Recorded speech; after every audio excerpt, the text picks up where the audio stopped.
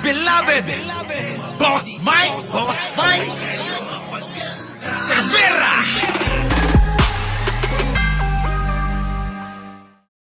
Puntahan natin, mga kababayan. Ito ngayon kasi ang binalita. Pakinggan ninyo, basahin natin. Both public hospitals in Caloocan were also prioritized in the annual budget. Putik na yan, inuna mga kababayan. Priority. Ang alin, mga ospital sa Caloocan. Receiving a combined budget of nearly 1.2 billion. Ang tanong, ano masasabi ng mga taga-Caloocan dyan? Pasok! Caloocan, kulang ang medication concern. Kulang na kulang po. Ano po yung kulang? Kulang po sa gamot, kulang sa ng mga doktor, at saka kulang din po sila sa asikaso sa mga pasyente. Yan ang hinaing ng mga taong bayan samantalang pinondo ng 1.2 billion. Bakit ganon? Para bang hindi yata nasusolusyonan yung kapirasong problema na yan? Bakit nasabi kong kapiraso? Kapirasong problema lang ng mamamayan ng taga-Caloocan yan. Pero bakit? Bakit sa laki ng pondo hindi masolusyonan? Putik na yan mga kababayan. Magtaka na kayo mga taga-Caloocan. Ito, si nanay, taga-Caloocan to eh. Nasaan niyo na po ba ang hospital? Yes, sir. Nakumpain po mister ko dyan sa buwan kalate. Saan po? Yan pa sa CCMC. Ano pong nangyari sa CCMC? Parang niyo po nasabing may pagkukulang. CCMC, mga kababayan, yan po yung pinatayong ospital at pinagmamalaki nila pero yung serbisyo ng ospital sa Caloocan ay grabe. Daig pa. Ang hindi kayo nagpatayo ng ospital. Tuloy. Sabi dito ni Archibald, wala doktor sa ospital ng Caloocan. Putik na yan! Anong klaseng ospital yan? Kung walang doktor yan. Mga taga-Caloocan, abay, kailan ba kayo matatauhan? Kailan kayo matatauhan? Tuloy. Ang pagkukulang dyan, wala sila nga yung bang pag-aasikaso sa mga pasyente, at saka mga suplado po sila. Kita mo, mga suplado pa raw kayo. Saka po ang mga doktor dyan nanggagaling po ng Malabon na botas, hindi po Caloocan. Ako, galing pa ng Malabon sa amin. Buti na lang talaga sa Malabon, mga kababayan. Buti pa sa nabotas, Buti pa sa may Valenzuela. Diba? Ang ospital ng Valenzuela, ang gamot, nilalatag ng ospital sa pasyente. Di na kailangang sabi ni Yaya Ning, maghanap. Totoo yan, mga kababayan. Kaya nga yung aming mayor dito, walang kalaban. Walang lumalaban na mayor dito sa Valenzuela. Bakit? Maayos ang pagpapatakbo ng ng mga gatsalyan. Diba? Inayos nila ang lungsod ng Valenzuela. Ang daming proyekto na pakikinabangan mo talaga. Hindi tulad sa Caloocan. 20 taon na akong nararyan. Wala man lang nabago. Wala man lang nabago kahit man lang sana. Yung monumento. Baka naman ayusin ninyo at linisan ninyo. Palitan nyo naman yung mga tanim dun. Ano yung mga tanim dun? Hindi na lumalaki. Bonsai? Parang yung mayor. Palastik. Parang yung mayor hindi lumalaki. Palastik na yan mga kababayan. Diba? Napansin nyo ba? Sa araw-araw na iniikutan natin yung monumento na yan, yung mga, gaano man lang yung taliman lang, yung monumento ni Andres Bonifacio, paligiran nyo naman ng namumulang bulaklak sana para naman kaaya-aya sa paningin ng mga taong dumadaan dyan. At para naman magkaroon kayo ng turista. Wala nang maipagmalaki ang Caloocan eh. Di ba? Maliban na lang Kung buhay pa sana yung Grand Central. Bakit? Kasi marami kaming alaala dyan. Oh, alam niyo yan. Sa Grand Central, marami tayong alaala dyan. Diba? Diyan kami unang nagkaroon ng karanasang maglaro ng Game Boy. Maglaro ng Nintendo. Family computer. Ganon. Kung ano masabi ko. Di ba? Tuloy, nanay. Reklamo. Paano niya po nasabi? Nandun po ako eh. Nakikita ko po eh. Na yung mga doktor di nang gagaling sa ano? Yes sir, hindi po galing ng Caloocan. Ala, kaya na in-expose na.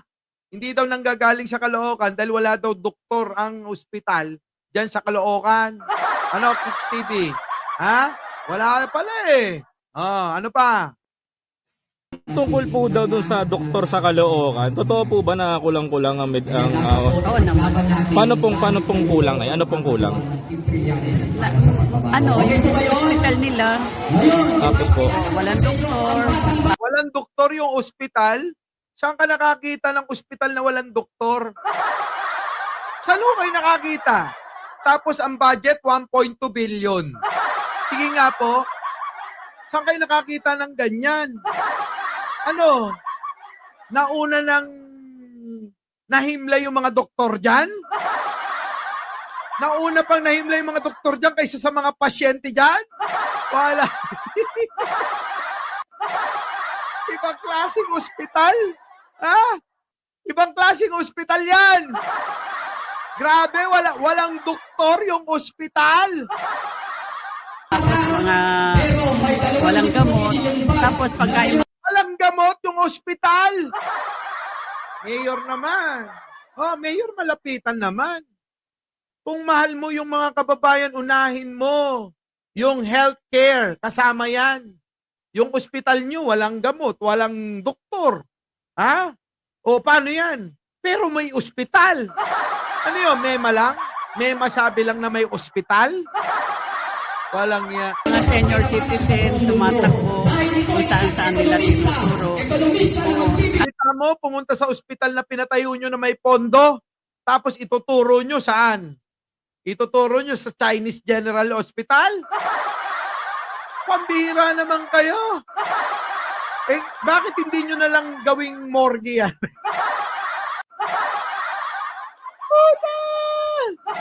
Gawin nyo na lang morgue yan. Di ba? Baka mas mapakinabangan. Kasi mamatay yung mga tatakbo dyan eh. Biruin mo. May emergency, tatakbo sa ospital nyo. Abay, naghihingalo na yung tao. Pagdating doon, teka kayo. Teka, tatawagin ko yung doktor sa may Valenzuela. Tatawagin ko yung doktor sa may Malabon. Or kung sino yung available. Walang ya, Walang ya. Kulay ka hell, no? Grabe no, mga kababayan, yun? Teka. Ha? Kapag nandyan na yung pasyente, naghihingalo, wait lang ho. Tatawag ho kami kung saan may available. Tawag tayo sa Valenzuela, baka may available doon. Naku, wala. Malabon, wala. Nabotas. Meron. Wait lang daw. Tatapusin lang yung ginagamot doon. Piruin mong ganon. Anong klaseng serbisyo sa tao yan? Mga kababayan, anong klaseng serbisyo meron ang ospital ng taga-Caloocan? Putik na yan, no? Tulad ngayon, may mga pasyente kami dinala doon. Hindi nila agad-agad tinatanggap. Hinahanapan nila lang. Magda-down, gano'n. Kailangan nila may down, gano'n. ay Kita nyo, bawal na yan, ha? Naghahanap pa ng down. Putik na yan, pampubliko. Gobyerno ng Caloocan may-ari. Tapos kailangan may down. Ay, nakakita ng ganyan. Mga kababayan, pag hindi nyo binoto, si Trillanes, ako tatakbong mayor ng Caloocan. Ha? Ako na tatakbong mayor ng Caloocan. Pag hindi nyo binoto si Trillanes dyan, tandaan nyo, Ako ang tatakbong mayor dyan. Okay ba sa inyo? Para hindi na ako tumakbo, pwede ba boto nyo na si Trillanes? Boto nyo na si Trillanes, ha? Tuloy. Public hospital po. Yan sa sa Caloocan. CCMC. Tama po. Kaya lingiti mo kung taga Caloocan. Senior citizen ako, pero gusto ko naman sumubok ng bago. Kaya Dapat lang, nanay, tama yung desisyon ninyo. Sumubok na kayo ng bago. Kung Kicks TV, baka pwede naman ipanawagan sa mga kapatiran, supportan nyo ako, ha? Dahil pag nanalo ko, maniniwala na ako maipapanalo nyo ako.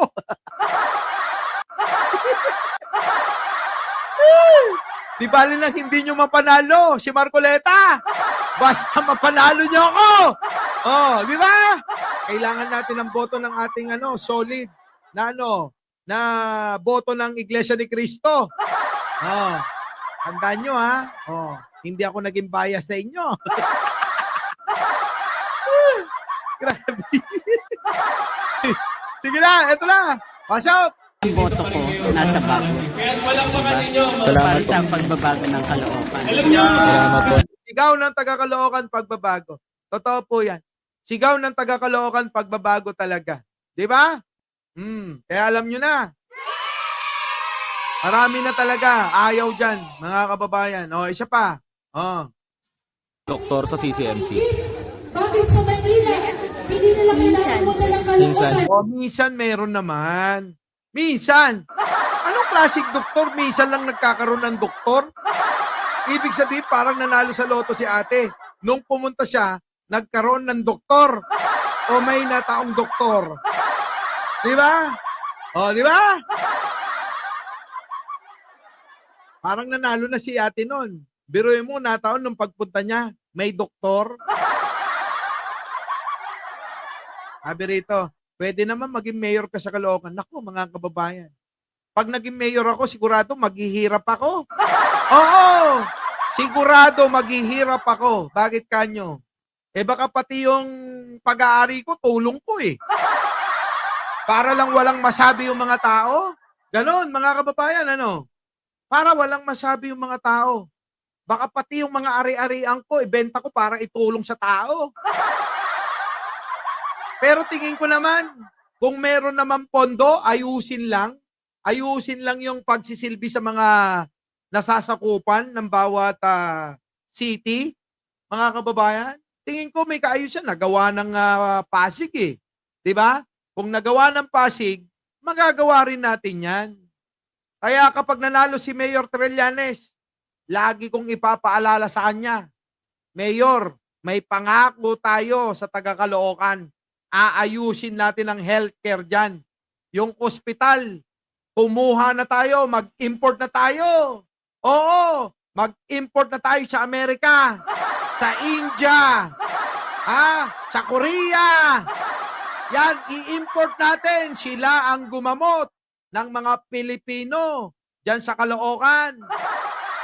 Mga kababayan, bakit hindi ganon? Yung mga pinakamagagaling na, yung ating dalhin dyan para sa mga taga-Caloocan. Hayaan mo na kung yung mga buwis, kung yung mga budget na binibigay ng gobyerno, gastusin lang sa mga tao, wala hong mangyayari na pagkukulang sa serbisyo. Wala hong mangyayaring ganon. Maniwala kayo sa akin. Walang mangyayaring ganon. Di ba? Pero hindi pa rin ako tatakbo. Kasi ako mismo gagawa ng batas na mga kababayan. Gagawa ko ng batas, ordinansa. Bawal ang mga nagtatrabaho sa gobyerno ang may kabit. Maapektuhan ako. Di ba? Kasi alam nyo, sa totoo lang isa yan sa dahilan kaya nangungurakot yung mga politiko. Maraming kabit. Di ba? Maraming kabit. Siyempre, kailangan ma-maintain yung kabit. Kailangan ng pang-sustento. Lastik na yan.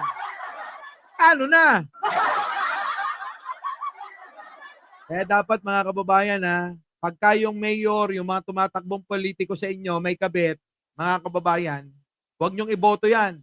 Sigurado mangungurakot yan. Oo! Sigurado mangungurakot. Bakit kanyo? Kailangan niyang suportahan niyang mga yan. Saan niya kukunin yon? Kakasya ba yung sweldo niya? Hindi magkakasya yon. Ano gagawin niyan? Ha? Mangungurakot para may maibigay sa kabit niyan. Di ba? Oh. Tama. Sugar mayor of putik na yan. Oh, ito na. Tuloy natin. Ano yun ate? Bakit? Bakit po sinasabi ng ating mga ngayon na mostly daw po hindi daw po sapat yung medical Kasi kulang naman po talaga eh. Kasi dati po nandun din ako sa Caloocan. Doon ako nagpapagamot. Hindi po nila na ano yung sa akin doon. Tinataboy po nila ako sa ibang hospital. Hindi na. Kita nyo. Pare-pares na sinasabi. Yang nangyayari daw mga kababayan, pag pumunta sila sa ospital, na pinondoan ng bilyon, bilyon po ang pondo, mga kababayan, abay, itinatapon sila, pinagtataboyan sila sa ibang ospital. Ito lang naman mga kababayan. Ito lang mga kababayan. Ito. Mga kababayan. Hanapan nyo ng issue ng pangungurakot si Trillanes. Kasi may mga nagtatanong sa akin, bakit daw sinusuportahan ko yan? Hindi man madalas na mag-reaction ako sa mga nangyayari dyan, sa politika sa Caloocan.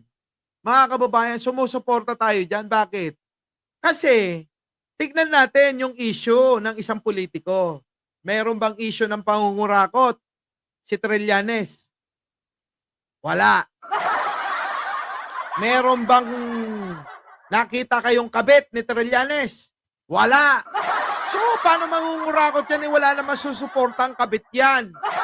At alam nyo, sa totoo lang, galit sa magnanakaw si Trillanes. Napatunayan ko yun. Kita nyo, kay Digong, galit na galit yun. Di ba? Si Trillanes, galit na galit kay Digong. Bakit? Nangungurakot yun.